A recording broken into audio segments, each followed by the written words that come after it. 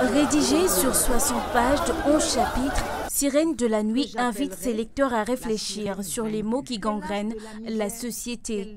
Avec des personnages comme Aminata, héroïne de l'ouvrage, l'auteur aborde toute une histoire de vie familiale. Que ce soit dans l'existence des personnages ou dans leur cadre de vie, le temps se déroule.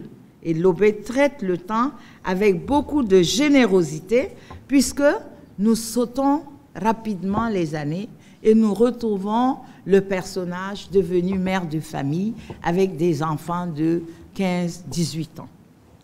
20 documentaires en 15 ans. Je pense que dans la vie, il faut faire des choix. On ne peut pas tout faire, on ne peut pas faire tous les genres. Il y a certains réalisateurs qui peuvent faire plusieurs choses. Mais moi, ce n'est pas ma nature. Quand je commence quelque chose en matière de recherche, j'essaie de creuser, j'essaie d'être comme un professeur, un chercheur. C'est vrai, peut-être qu'un jour, j'aurai un besoin de faire ce film-là. De par son expérience de réalisatrice documentaire à la radiodiffusion télévision sénégalaise, Lobé Ndiaye amène ses lecteurs dans un monde fictif. Tout au long de l'œuvre, plusieurs aspects de l'histoire de la capitale sénégalaise ont été pris en compte. C'est des histoires.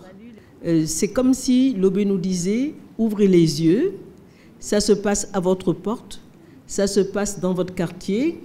Ce n'est pas de la fiction. On a même l'impression de reconnaître les personnages et on reconnaît les lieux. » Et je dis qu'il y a des moments où elle est hyper réaliste. Lorsque, par exemple, elle nous donne des précisions, avenue un tel, rue un tel, on se dit avenue Bourguiba, ça se passe à côté de chez moi, boulevard, avenue des Diambar, tiens, je connais l'endroit. Sirène de la nuit nous plonge à la fois dans un univers bien de chez nous, puisque nous avons nos Mami Wata, nos Mam Kumbalam, Kumbabang et autres déesses de la mer, mi-femme, mi-poisson, qui hantent nos contes et nos imaginaires.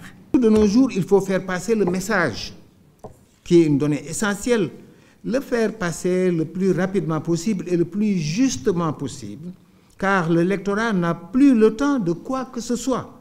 Surtout, pas de lire un texte qui prendrait des jours, voire des semaines. Et de ce fait, certains, dont Lobé Ndiaye sans doute, en arrivent à soumettre leur texte à une censure sévère, le dépouillant de tout ce qui paraît secondaire pour s'en tenir à l'essentiel. Des témoignages ont été recueillis à l'endroit de Lobé Ndiaye. Des mots comme polie, avenante et douce ont été à l'unanimité attribués à sa personne.